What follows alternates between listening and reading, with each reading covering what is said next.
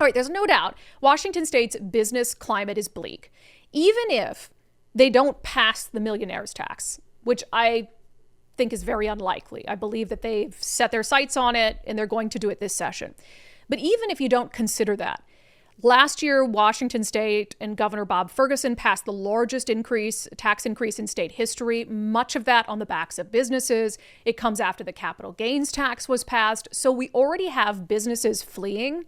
And if the millionaire's tax goes through, Washington State will overnight become the worst state in the nation to do business. This segment is brought to you in partnership with our friends at Future 42. Turn your frustration into action at future42.org. Make sure you sign up for their newsletter to be alerted to opportunities to do just that and get involved this legislative session.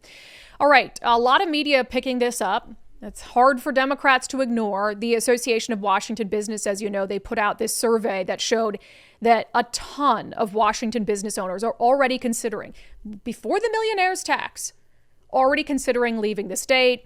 44% of business leaders consider moving their residents out of Washington State. I mean, headline after headline after headline about how bad things are for Washington business. There was also this article in the Las Vegas Review-Journal, Migration of Wealth. Rich California and Washington residents are flocking to Las Vegas. It says that wealthy individuals from California and Washington coming to the Las Vegas Valley to escape tax policies and politics from their home states, according to several Las Vegas area real estate agents. One of them called it a full-scale migration of wealth. And he pointed to multiple events which are driving Washington residents to come to Las Vegas.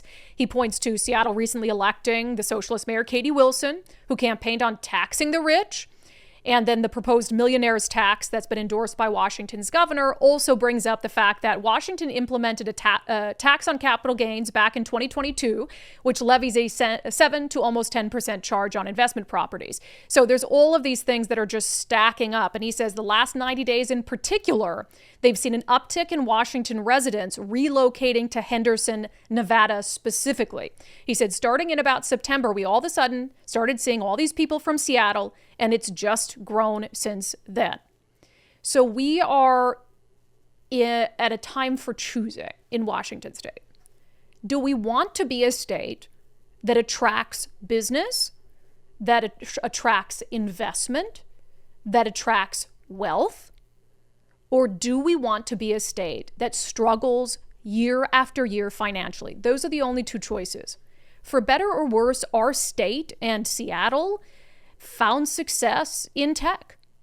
That's where we are. To rebuild that as the backbone of our economy at this stage would be very, very difficult to do, not to mention all the jobs Boeing is now moving out of the state. All the sectors that made our state a very wealthy place where they can afford to spend your tax money on giving laser hair removal for transgender inmates, all of the factors in the industries that led us to have a budget so big that Democrats could basically spend money on anything on their wish list. All of those sectors are threatened if we continue down the path that we're on. We had on Sundays with Subscribers this week, Morgan Irwin, who's with the Association of Washington Businesses. And he said, for all the talk of the rich, for all the vilification of the Amazons and the Microsofts of the world and all big business, the millionaire's tax in particular is going to have a profound impact on businesses that might be generating a lot of revenue, but whose business owners aren't taking home a lot of revenue because they have basically passed through. So I've given this as my example. If you've never run a business, which this is the problem, right? Too many Democratic lawmakers in Washington state have never worked in the private sector at all, have never run a business. They literally don't understand how it works and they don't care to learn. And so you could have, let's just say, a plumbing company, and you need a lot of money on hand to cover a few months of payroll, to cover it in case there's an emergency. But whatever you leave in your business account at the end of the year is included as your income. And so they might be paying themselves, $300,000 a year, let's say, as a business owner. But God forbid they leave enough money in their account to make sure that their business can survive and weather economic times. Just like that, they're a millionaire. Just like that, they're taxed as a millionaire under the millionaire's tax, and Democrats refuse to give them a carve-out. Here's Morgan Irwin with AWB. one of the most compelling things to me was the small business owners who got on camera or got up there and said, look, I'm not a millionaire, far from it, but I would be taxed under this because of the money I keep in my business account. And I did see some Democrats on the dais sort of like, oh, okay. Do you think that's something that there could be a carve out for?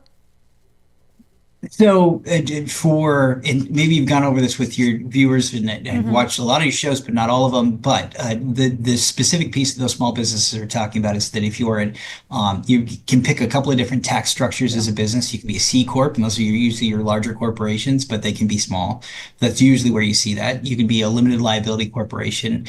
You could be a partnership, a sole proprietorship, or an S corporation. For all the ones other than the C corp, when you do your taxes, your business revenue comes through your personal taxes and kind of looks like personal income. And so that's really where those small businesses are saying, like, hold on, that's my total business revenue. That's not my total business profitability. And if it is my total business profitability, I still have reserves I have to take out of that profit that I keep in my business to invest in my business so that I can continue to grow. I've got to repair things. I need a new roof.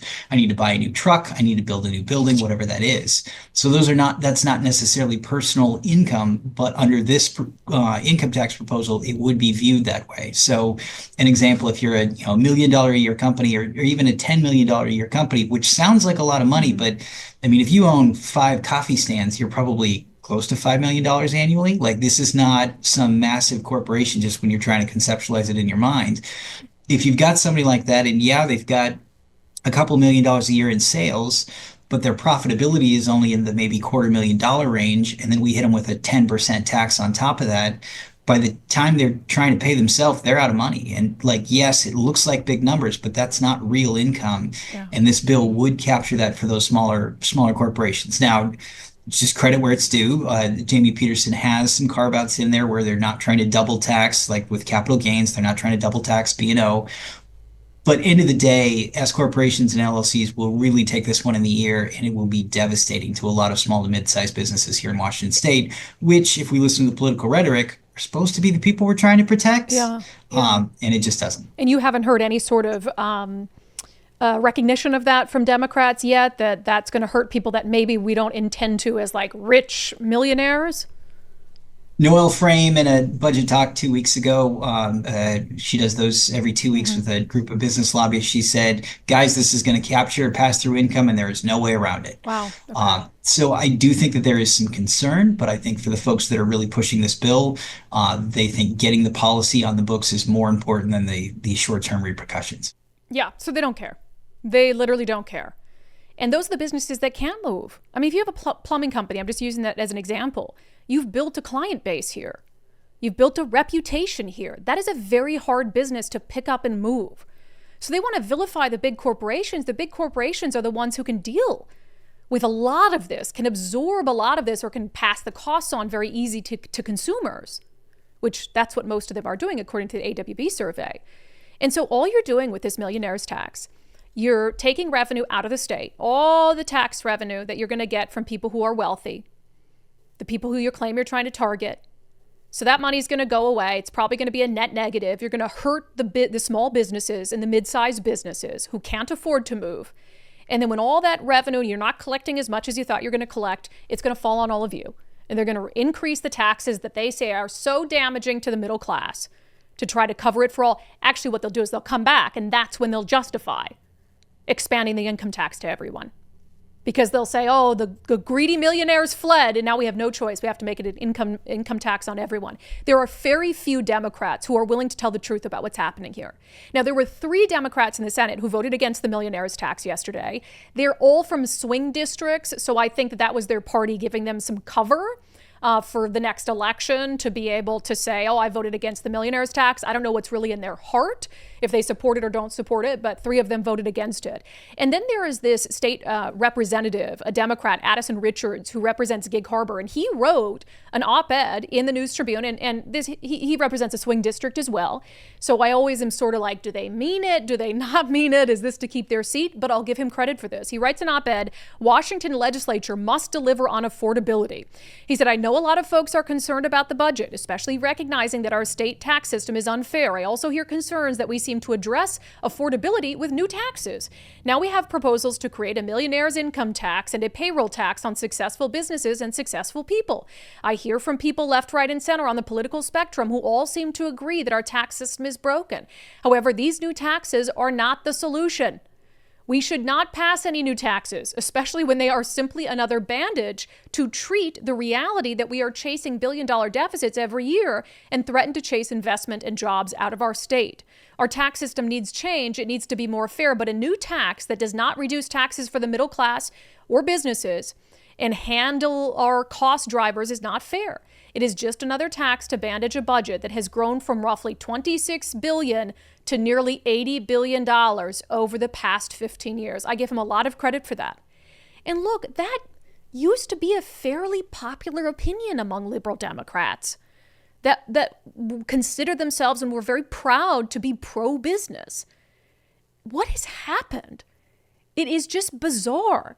Now, I hope that there are enough Democrats in the state house to come to their senses, to see what's happening in California, to see what happened with the estate tax increase that they're now unwinding, and to finally take these concerns seriously and look internally and say, gosh, our budget has ballooned. Maybe it's an us problem. Maybe it's a spending problem, and we don't need new taxes after all. I think the chances are pretty slim, but they've got to do something because meanwhile, the states where people are moving to, Texas, Florida, DeSantis came out and said, we're never going to have an income tax here. One of the other states that we know is very popular for people to flee Washington to, Tennessee. And what is the state of Tennessee doing right now? Governor wants a constitutional ban on a state property tax in the state of Tennessee. So you have these states that are trying to make it more appealing to come to. Well, Washington state is making it more appealing to flee from. Does not take a rocket scientist to tell you what's going to happen if we continue down this path. That segment is brought to you in partnership with our friends at Future 42. Turn your frustration into action at future42.org. Make sure you sign up for their newsletter to be alerted to opportunities to get involved this legislative session and make your voice heard.